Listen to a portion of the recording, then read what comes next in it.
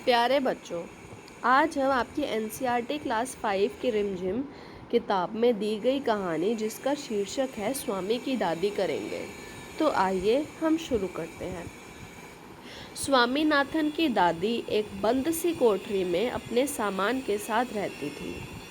उनका सामान था 5 दरियां, 3 चादरें, 5 तकियों वाली भारी भरकम बिस्तर और 2 बक्से। एक दिन रात को भोजन के बाद स्वामीनाथन अपनी दादी की गोद में सिर रखे लेटा हुआ था और उनसे बातें कर रहा था। बातों के दौरान उसने दादी को राजम और मणि की पहले दुश्मनी और फिर दोस्ती की कहानी कह सुनाई। उसने दादी को यह भी बताया, आगे हम देखते हैं उसने क्या बताया। दादी दादी, राजम के पास सचमुच की पुलिस की वर्दी है। उसके पिता पुलिस अधीक्षक हैं, अर्थात पुलिस के सबसे बड़े अफसर। पुलिस अधीक्षक, पुलिस के सबसे बड़े अफसर जैसी बातों ने दादी को बहुत प्रभावित किया। उनको अपने पुराने दिन याद आने लगे तो उन्होंने भी अपनी कहानी शुरू कर दी।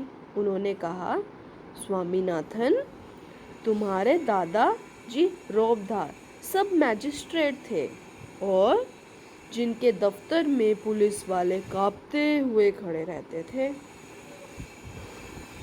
और तुम्हारे दादाजी से डरकर खूंखार से खूंखार डाकू तक भाग जाते थे। स्वामीनाथन दादी की कहानी से ऊबने लगा।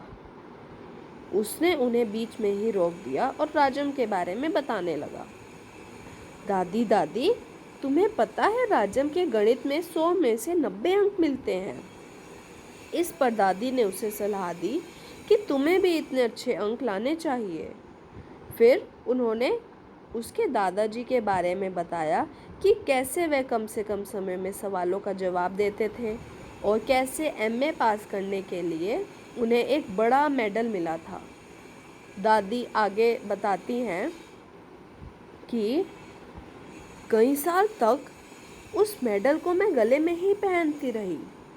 फिर उसे तुम्हारी बुआ को दे दिया, जो कि इतनी बेवकूफ़ थी कि उसने उसे गलवाकर चूड़ियाँ बनवा ली।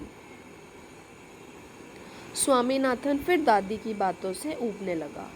उसने उन्हें फिर रोका और राजम के बारे में सुनने को बाध्य किया। राजम ने बचपन से शेर मारा था। जब उसके पिता एक जंगल में डेरा डाले हुए थे तो राजम भी उनके साथ था। अचानक 2 शेर उन पर झपटे और एक ने पीछे से हमला किया, उसके पिता को गिरा दिया।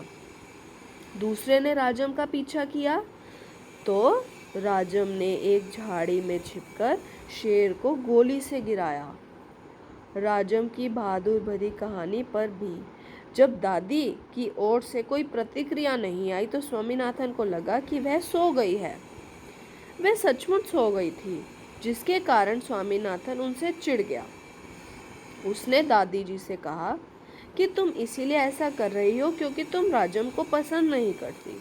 लेकिन जब दादी ने विश्वास दिलाया कि राजम सचमुच बहुत प्यारा लड़का है तो स्वामीनाथन फिर खुश हो गया। उसके बाद दादी उसे हरिश्चंद्र की कहानी सुनाने लगी, लेकिन बीच में ही स्वामीनाथन सो गया और खर्राटे भरने लगा। तो बच्चों, ये थी हमारी कहानी और ये जो कहानी है ये आर के नारायण द्वारा लिखी गई है। थैंक यू बच्चों।